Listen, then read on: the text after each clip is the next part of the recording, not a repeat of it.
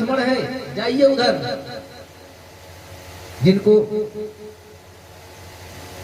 बार बार इधर उधर आती जाती है। अच्छा, सीता जी वहीं बगल में है। राम जी ने जितनी बार सुपर्णखा से बोला, वो सीता जी को देखकर सीता चितई कही ते ही बात। अंत में दुखी होकर के वो सीता जी पर हमला करती है और राम जी का इशारा पा करके नाक और कान कट गई। नाक कान कटने का मतलब, कान का साहित्य में एक नाम श्रुति है। जो श्रुति और वेद विहीन हो उसको नाक कान रहने का क्या मतलब है महाराज? जो श्रुति और शास्त्र के विपरीत हो। गोस्वामी जी लिखते हैं, नाक कान बिन भाई विकरार हो गई। पहुंची कहां? खरदूषण के पास। खरदूषण आए, बड़ा भयानक युद्ध हुआ, वध हुआ। खरदूषण मूसम बलवंता गई रावण के पास। रावण से कहा तो रावण ने कहा वहां हमारी एक चौकी थी, रिपोर्टिंग चौकी वहां पर थी, वहां पर सूचना भेजा। तो बोली भेजा था, और भेजा ही नहीं, वो लोग मार दिए भी गए। रावण बोला ठीक है कोई बात नहीं, मैं देख लेता हूं। लेकिन रात में जब रावण महल में गया तो उसने विचार किया, खरदूषण मूसम बलवंता इन्हीं को मारई बिन भगवंता। रावण विचार करता है और कहता ठीक है कोई बात नहीं। दूसरे दिन प्रातः काल मामा मारीच के पास गया। मैंने पहले दिन दूसरे दिन बताया था कि मारीच दोष है महाराज, और आज वो दोष फिर से राम जी के पास आ रहा है। बाली रावण को मारी समझा रहा है, उनसे दुश्मनी ना करो। राम से दुश्मनी मत मोल करो। क्यों? क्योंकि राम वही है जिनके मारने से काल भी मर सकता है और जिलाने से मुर्दा भी जी जाएगा, इसलिए उससे बैर ना करो। रावण कहता है हमको शिक्षा दोगे कि मेरी आदेश का पालन करोगे? अगर आदेश का पालन नहीं करोगे तो ये देखो चंद्रहास अभी बंद कर दूंगा। गोस्वामी जी लिखते हैं, मारीच विचार करता है, उभय भांति किसी जब मरना। उभय भांति देखे से जब मरना, तब ताके से रघुनायक सरना। अब इस दुष्ट के हाथ मरने से अच्छा है कि राम जी के बाण से मृत्यु हो तो मोक्ष को प्राप्त करेंगे महाराज। रीझे पे लंक दई खीझे बैकुंठ, और चला है महाराज। जानकी मैया ने देखा, क्योंकि जानकी मैया भी लीला कर रही है। राम जी से कह रही हैं, सोने की मृग छाला यह अद्भुत यादगार होगी। हे नाथ खाल लाओ इसकी तो कुटिया की शोभा होगी। ऐसा मृग देखा न सुना जैसा यह सुघड़ सलोना है। देखो तो सर से पांव तलक सारा सोना ही सोना है। राम जी गए हैं महाराज। गोस्वामी जी लिखते हैं, कबहू प्रकट कबहू दुराई। क्या प्रकट दुरा हो रहा है? क्या राम जी की आंख से मृग ओझल हो सकता? नहीं।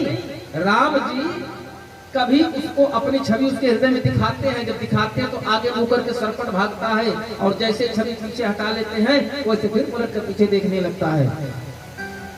ले गया है दूर, और जब दूर गए हैं तो राम जी ने बाण छोड़ा, वहां से बाण लगा और राम जी की आवाज में बोला है, हा लक्ष्मण हा सीते हा सीते।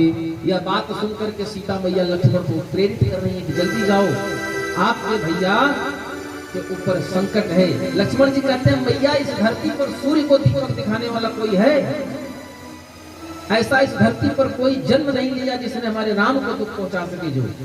लेकिन सीता मैया बहुत कटुक वचन कहती है महाराज, और उस कटुक वचन को सुन करके लक्ष्मण जी चले हैं। और जब चले हैं तो लक्ष्मण ने देखा खींचा है और वन देवता से प्रार्थना किया है, हे बलदेव हे बलदेवी, आज इस बात के आप ही साक्षी हो कि मैं अपने आप से नहीं गया हूँ, माता जानकी के दबाव बनाने पर गया हूँ, और मैंने उनकी सुरक्षा की व्यवस्था करके भेजा, छोड़ा है इनको।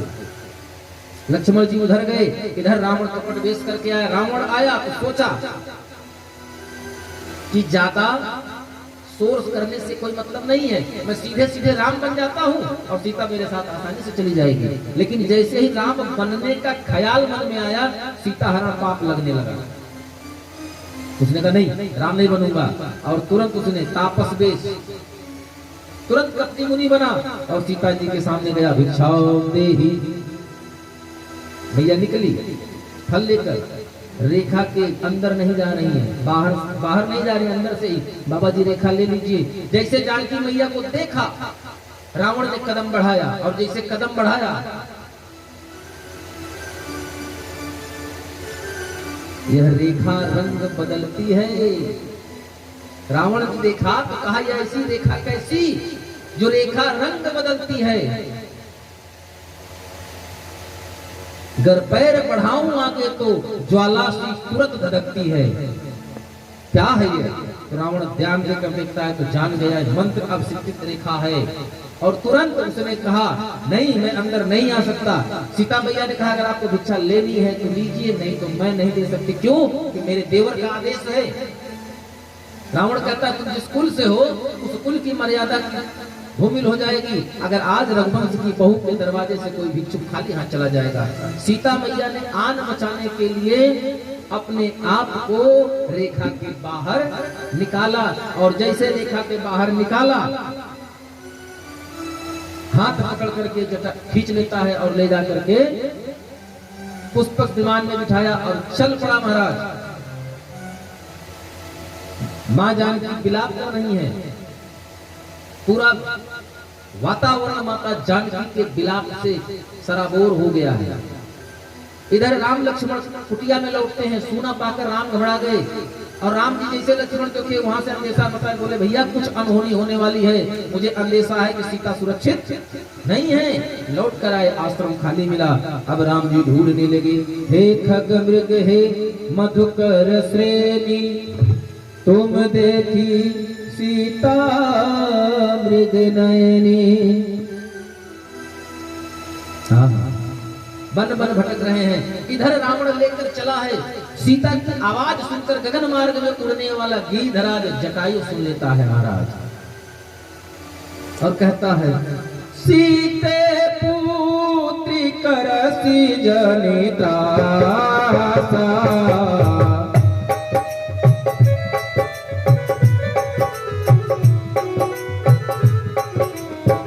करियहु जातु धान करना सा, करियहु।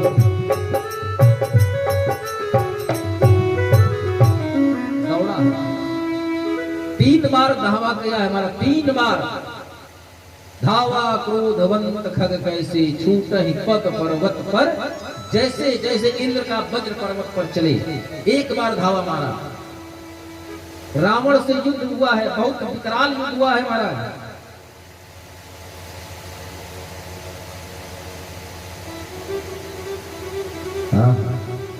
चोंच से, पंख से, पैरों से मार मार कर धरि कच बीरत कीन महि गिरा, चोचन मारी गिदारे से ताही। रावण जैसे वीर बलवान को गिरिधराज जटायु ने महाराज चोचों से और पैर से मार मार कर विक्षिप्त कर दिया, केस पकड़कर खींचकर जमीन पर गिरा दिया, और सीता मैया को छुड़ा लेता है।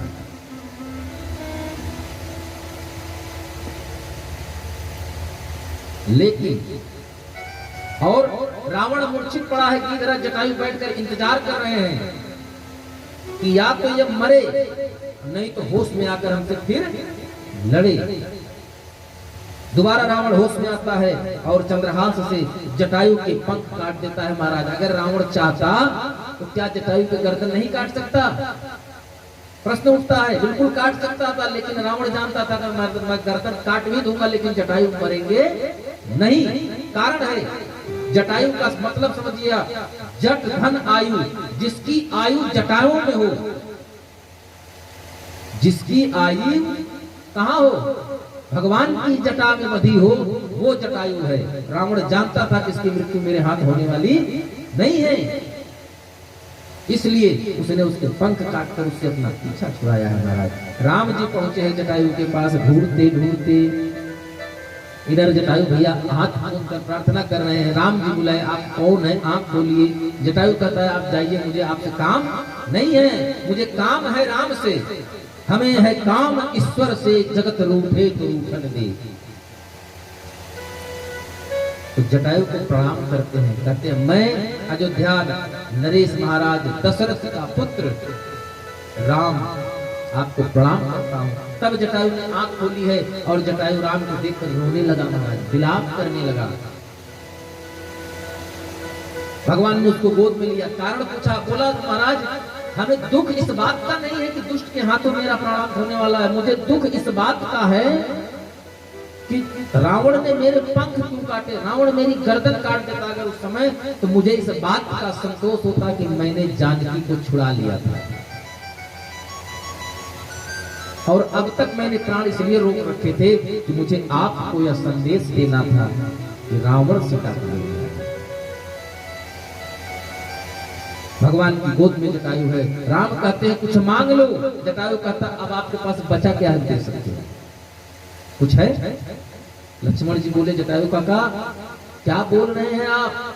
जटायु बोला मेरी बात को ध्यान से समझिए, आप होश में हैं नहीं, आप जोश में हैं, लेकिन मैं होश में हूँ, इसलिए कहा जाता है कि बुढ़ापे के जोश में, जवानी के जोश में बुढ़ापे के होश का होना बहुत आवश्यक है।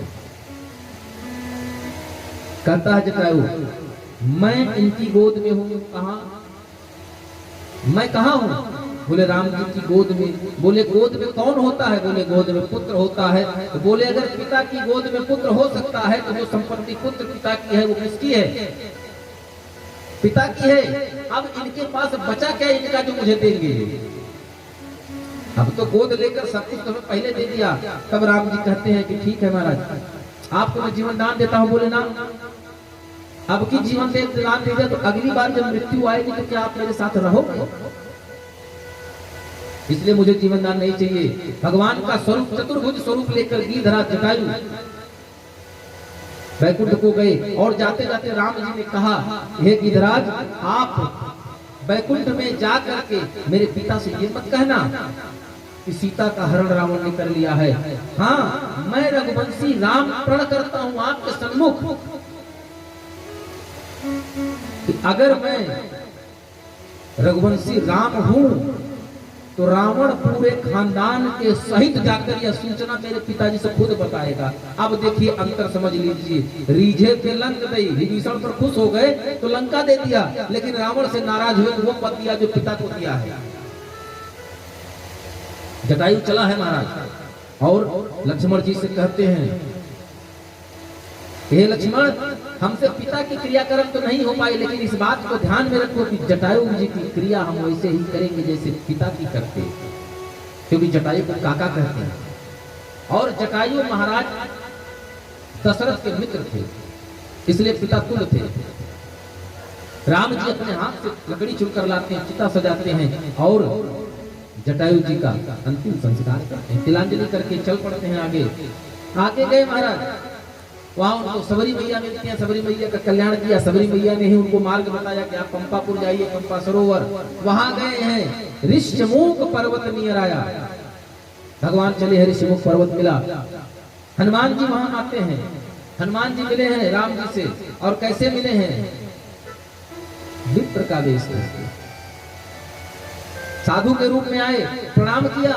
कहां से आप आए, क्यों आए हैं? राम जी कहे, मैं राम हूँ, राजा दशरथ का पुत्र, पिता के वचन को मान करके मैं वन आया था, वन में किसी दुष्ट ने मेरी पत्नी का हरण कर लिया, हम उसी को ढूंढ रहे हैं। बार बार कहने पर हनुमान जी कुछ नहीं बताते। अंत में राम जी को हनुमान जी पहचान गए, और पहचान गए तो चरणों में लेट गए। लेकिन तब तक राम जी ने नहीं उठाया जब तक हनुमान जी ने उस साधु का वेश का त्याग नहीं किया महाराज। क्यों?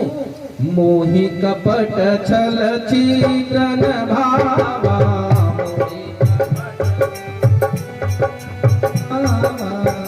मोहि कपट छल चीरन भावा, मोहि कपट छल चीरन भावा, निर्मल मन जन सो मोहि पावा, निर्मल मन जन सो मोहि पावा।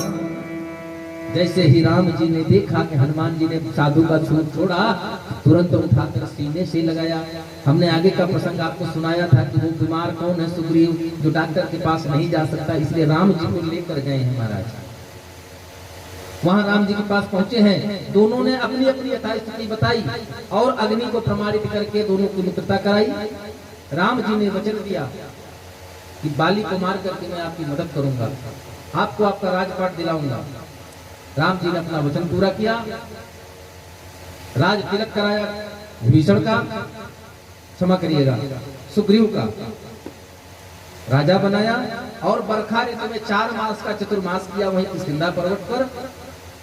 4 महीने के बाद आमोद प्रमाद में लिप्त सुग्रीव भूल गया और हनुमान जी को भेजने पर लक्ष्मण जी और हनुमान जी गए हैं, तो वहां जाकर सुग्रीव को ले आए हैं। और जब सुग्रीव आया है तब उसने आने के बाद अब राम जी को खोजने की कवायद शुरू हुई। माता जानकी का पता लगाने के लिए अब परेशानी, अब सभी सिपाहियों को इकट्ठा किया गया, मीटिंग हुई और जब सब लोग इकट्ठे हुए तो हनुमान जी को, अच्छा देखिए, हनुमान जी हैं सबसे बड़े लेकिन सबसे छोटे रहते हैं सबसे पीछे।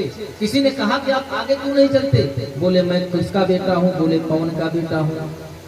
बोले हवा का काम क्या है? बोले छोटी बड़ी किसी भी वस्तु को, किसी भी कश्ती को समुद्र में धक्का मार कर उसको किनारे पर लगा देने का काम कौन करता है? पवन करता है महाराज। पहले तो पता किश्ती चलती थी उसमें कपड़े का वो लगा देता था पर्दा, तो हवा के सहारे वो चलती थी। तो बोले मैं पवन पुत्र हूँ, मेरे वेग से ये लोग चलते हैं। तो बोले आप आगे आगे क्यों नहीं? बोले अगर मैं आगे रहा तो ये पीछे छूट जाएंगे महाराज। और अंत में बड़ी मीटिंग हुई, सभा में सभी लोगों को बुला करके राम जी की बात को सुग्रीव ने कहा कि मैया जानकी को खोजना है, आप सब लोग चारों दिशाओं में निकलिए। देखिए 3 टोली को 3 दिशा में भेज दिया, चौथी टोली के अगुआ राम जी को बना करके उनको सुग्रीव हनुमान जी को रोक लिया गया और हनुमान जी को सबसे पीछे छोड़ा। और क्या देकर के छोड़ा? मुद्रिका। और मुद्रिका देकर राम जी को छोड़े हैं। तो हनुमान जी चले कैसे हैं? देखिए सुंदरकांड आप सभी लोग जानते हैं, 4 चौपाइयों के माध्यम से सुंदरकांड की पूरी कथा आपको दे रहे हैं। हनुमान जी चले हैं, सुंदरवन की कथा है, इसलिए सुंदरकांड है, सुंदरवन की कथा है।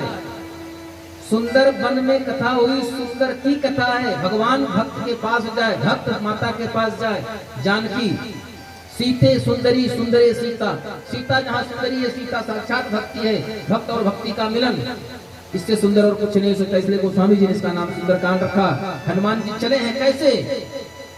जेहि गिरि चरण दे हनुमंता, जेहि गिरि चरण दे हनुमंता, चले वो सुगा पाताल तुरंता, चले वो सुगा पाताल तुरंता।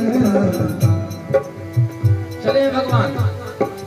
यही बात है जो हमने उस दिन कही थी कि सीता मैया रावण को बता रहे कि खल सुधने रघुवीर मान की। हनुमान जी गए हैं, आगे चले। उनको कौन मिला? तय मैनाक हो श्रमहारी, मैनाक मिला। पवन देव की मदद के बाद उनको कहा कि आप मदद करिए, लेकिन पवन जी उसको सिर प्रणाम करके चल दिए। हनुमान जी आगे बढ़े। सिंहिका मिली, सिंहिका का उद्धार किया। सिंहिका वही है जो परछाई से जंतुओं को पकड़कर भोजन बनाती है। और आगे बढ़े, सुरसा मिली। बस थोड़ी देर। सिंहिका जो परछाई से प्रहार करती है।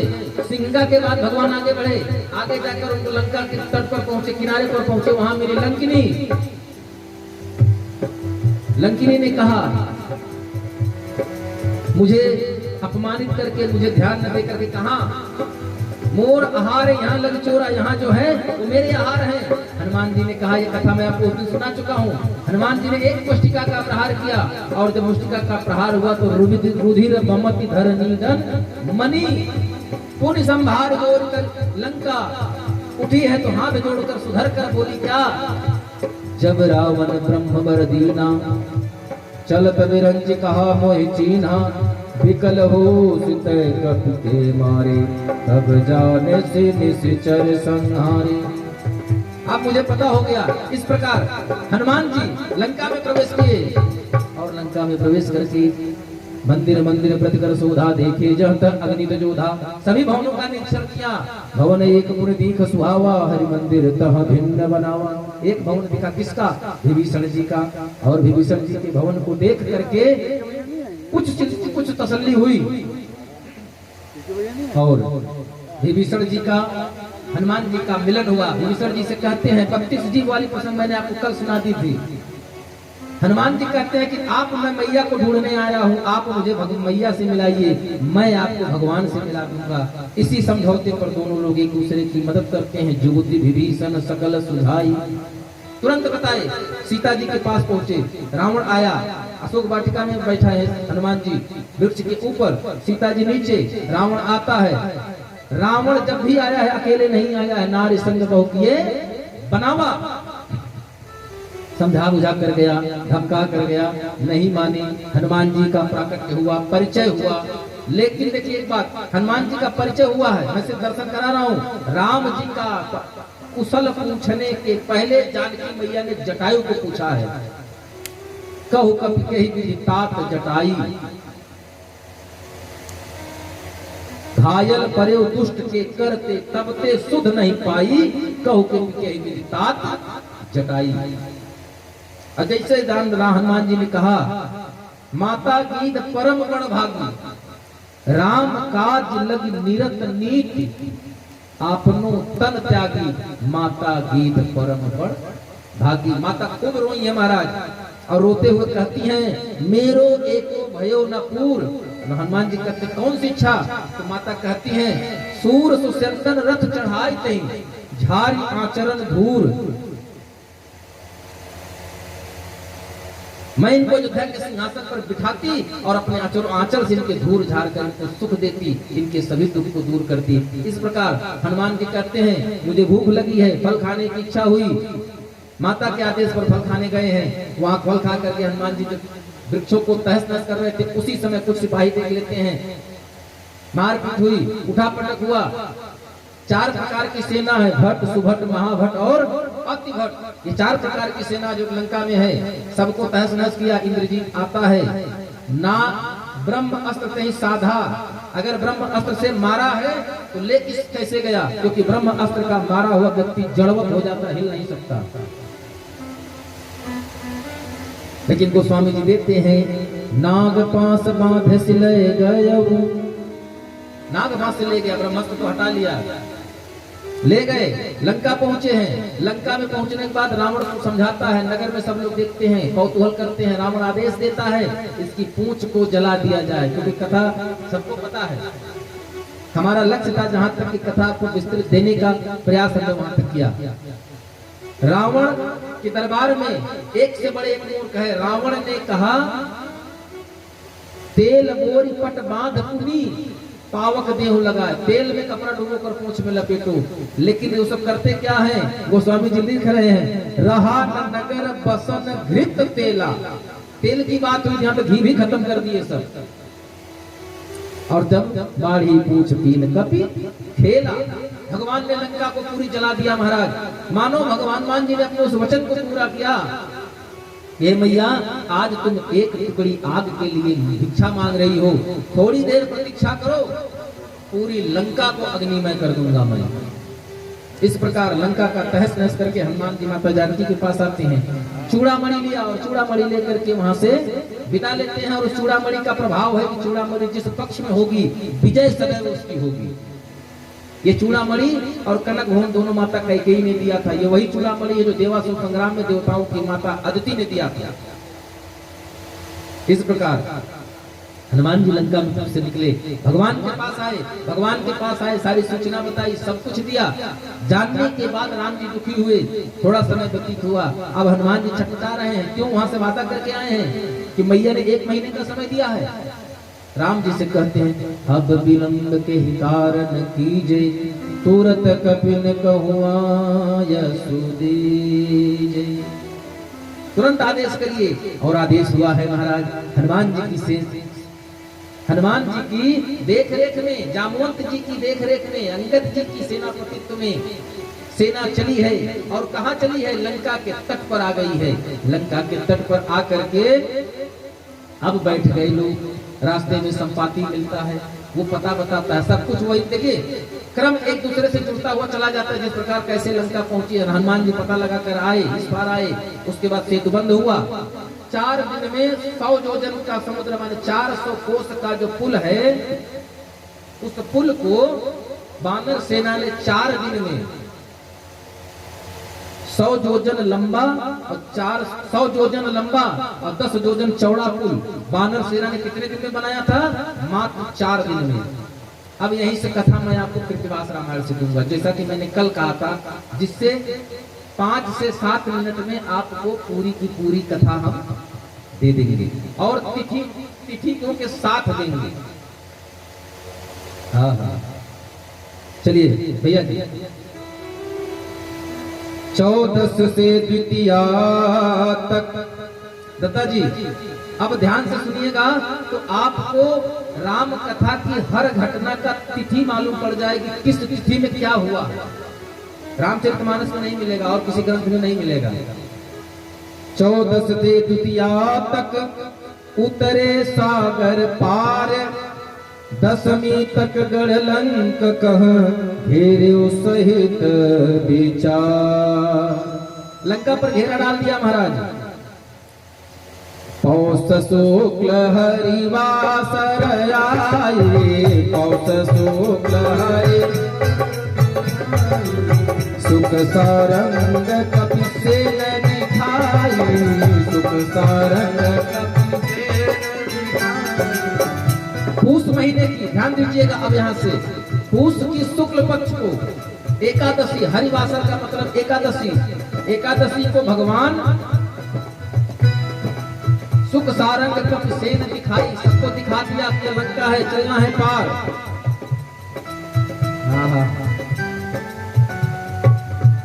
द्वादश में प्रभु यह मत भावा, 4 भाग निज कटक बनावा। द्वादशी के दिन अपनी सेना को 4 भाग में बांट दिया और लंका के चारों दरवाजों पर से घेराबंदी कर दिया महाराज। छत्र मुकुट रावण कर जोई, काटे प्रभु ताहि दिन सोई। उसी दिन, उसी द्वादशी के दिन रावण का मुकुट और मंदोदरी के कर्णफूल को अपने बाण से काट करके भगवान गिरा देते हैं। ये उसी द्वादशी की बात है, पूष की द्वादशी।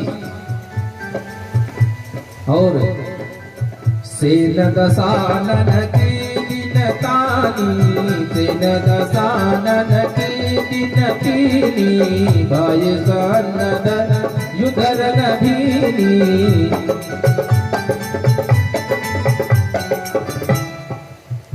माघ की पूर्णिमा तक ये सारी व्यवस्था हो गई। रावण की सेना की 3 टुकड़ी का वध कर दिया। किसने? राम की सेना ने। और माघ महीने की कृष्ण पक्ष आ गई।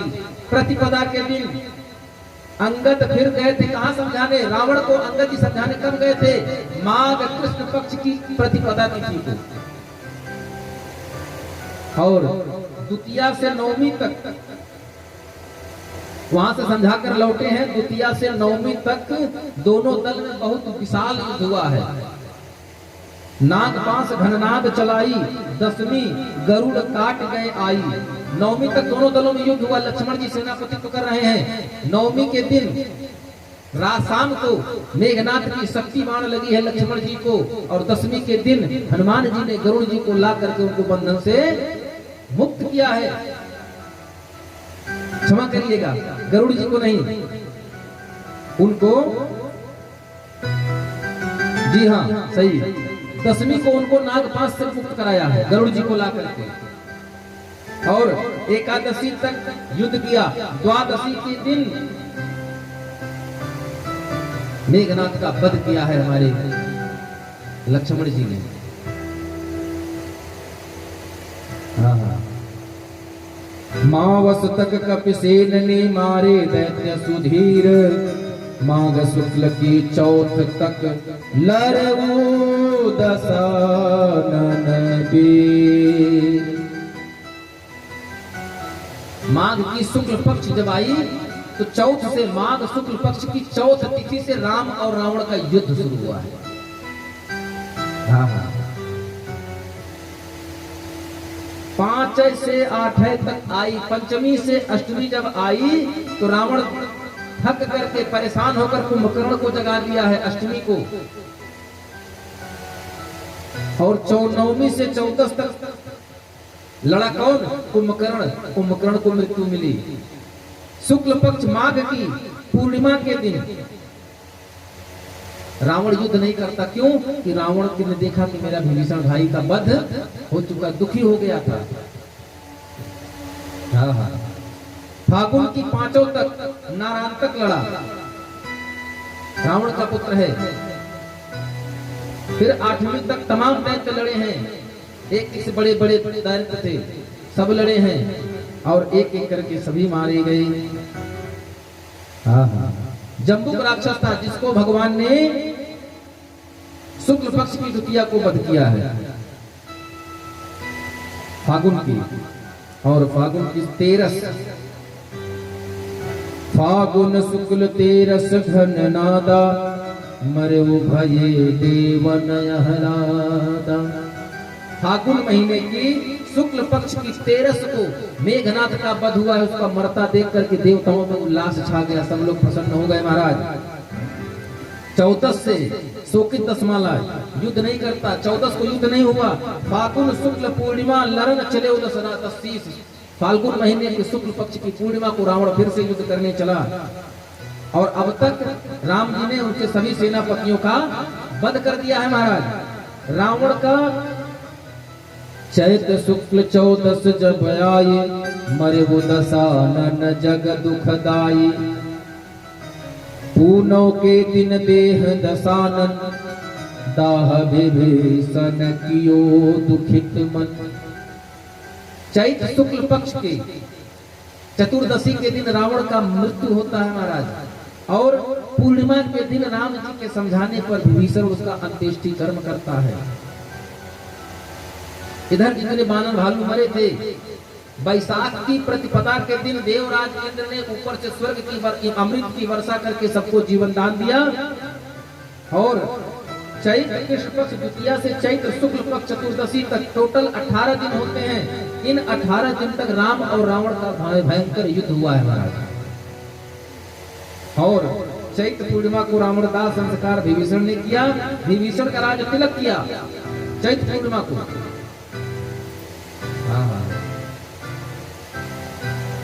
और वहां से चले तृतीया को श्री जनक दुलारी, आय अनल में प्रविश सुखारी। तृतीया को अपने पास बुला लिया जानकी मैया को, और अग्नि परीक्षा भी करा लिया। निकसी अनल ते अवनी कुमारी, भयउ कपिन मह अचरज भारी। आश्चर्य हुआ। और अंत में सीता जी लंका में रही कितने दिन? दिन 10 और मास 10 चारी, रही लंक में सिय दुखारी। चौथ कपिन संग बैठ विमाना, हीन अवध कह राम पयाना। दिन 10 और मास 10 चारी, 14 महीना 10 दिन लंका में रही है। कौन? जानकी मैया। चौथ कपिल संग बैठ विमाना, कीन अवध कह प्रयाना। भगवान चल पड़े हैं। पंचमी की तिथि वैशाख पंचमी को भगवान प्रयागराज पहुंचे हैं, और छठ को जाकर के भैया भरत को मिले हैं। बोलिए श्यावर रामचंद्र की। और भरत जी से मिलने के बाद कृष्ण सप्तमी माधव मासा, सबके मन अति भय हुलासा। क्यों प्रसन्न हुए? 41वें वर्ष में रामचंद्र भगवान, आयु 32 वर्ष के जनक सुता गुण खान। और तेहि दिन सिंहासन रघुनाथा, तेहि दिन सिंहासन भगवाना।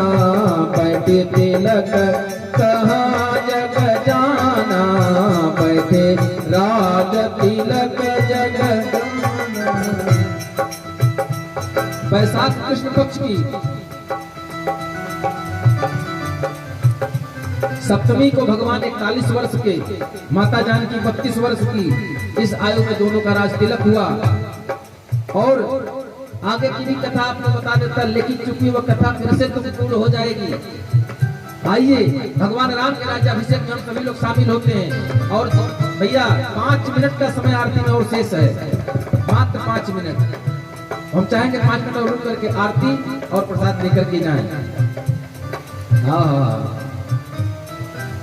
प्रथम तिलक गुरु वशिष्ठ ही कीन्हा, प्रथम तिलक गुरु वशिष्ठ ही कीन्हा, पुनि सब देवन आय सुदीन्हा, पुनि सब आय सुदीन्हा।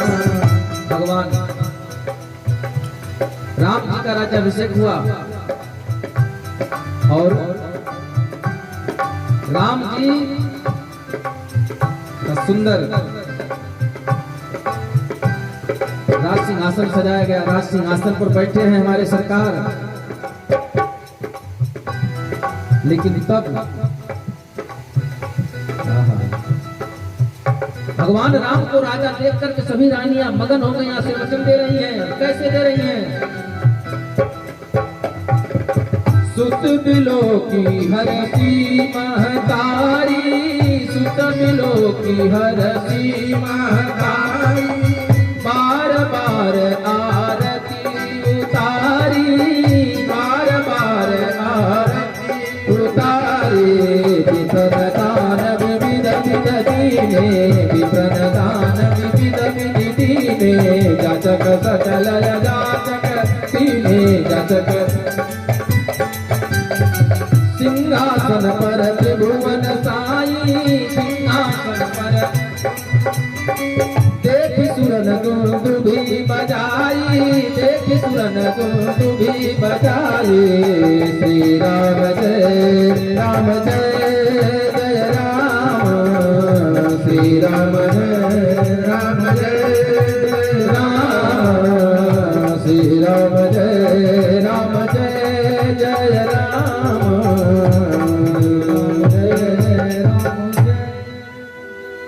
बोले राजा रामचंद्र की। आज समय तो काफी हो गया, विलंब हो गया क्योंकि कथा बहुत लंबी रही। इसी के साथ आइए हम सभी भक्त अपने अपने यथा स्थान पर खड़े होकर के भगवान की सुंदर पावन आरती।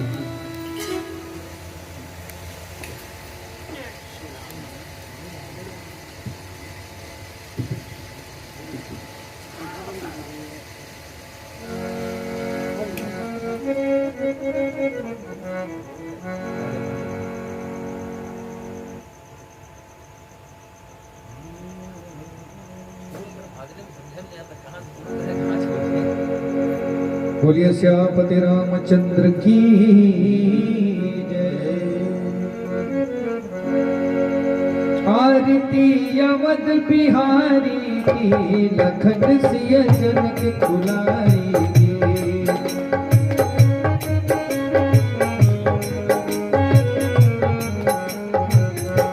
आरती अवध बिहारी की, लखन सिय जनक दुलारी। आरती अवध बिहारी की, लखन सिय जनक दुलारी की। शीश पर पीत मुकुट सोहे, शीश पर पीत मुकुट सोहे। चंद्रिका की छवि मन मोहे, चंद्रमा की छवि मन मोहे। लखन सेवा बलिहारी की, लखन सेवा बलिहारी की। लखन सेवा बलिहारी की, लखन सिय जनक दुलारी की। आरती अवध बिहारी की, जनक सिय लखन दुलारी की। कपोलन पे अलके झलके, कपोलन पे अलके झलके। हसन पे बिजली सी चमके, हसन पे बिजली सी चमके। एक कजरारे नैनन की, लखन सिय जनक दुलारी की। आरती अवध बिहारी की, लखन सिय जनक दुलारी की। धन्य सरजू निर्मल नीरा, धन्य सरजू निर्मल नीरा। भरत रिपुदलन महावीरा, भरत रिपुदलन महावीरा। चरण सेवा धनुधारी की, लखन सिय जनक दुलारी की। आरती अवध बिहारी की, लखन सिय जनक दुलारी की। जिये जुग श्यामलता जोड़ी, फिरे जुग श्यामलता जोड़े। भजोर मन सब माया तोड़ी, भजोर मन सब माया छोड़े। तरस हित युगल बिहारी की, लखन सिय जनक दुलारी की।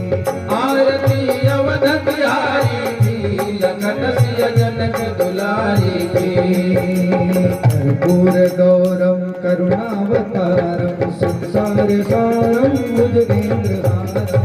भावसंतम हृदयारविंदे, भवं भवानी सहितं नमामि। त्वमेव माता च पिता त्वमेव, त्वमेव बन्धुश्च सखा त्वमेव।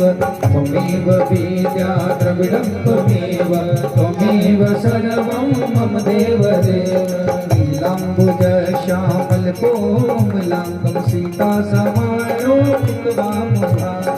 माणो महासायक चारु चापं, नमामि रामं रघुवंशनाथं। हरे रामा राम राम हरे हरे। राम राम हरे हरे। हरे कृष्णा कृष्ण कृष्ण हरे हरे। श्री कृष्ण गोविंद हरे मुरारी, हे नाथ नारायण वासुदेव।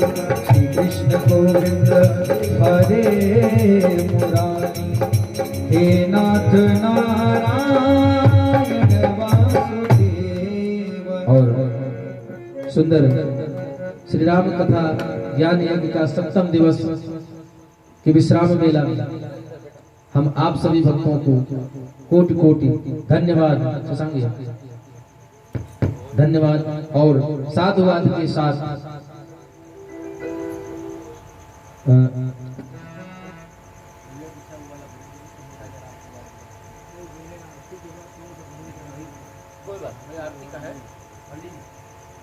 तो इसी के साथ आप सभी लोगों को इस व्यास मंच से कोटि कोटि साधुवाद, धन्यवाद और बधाई। इस 7 दिवस की कथा में अगर आप सभी लोगों को हमारे द्वारा कही गई किसी भी बात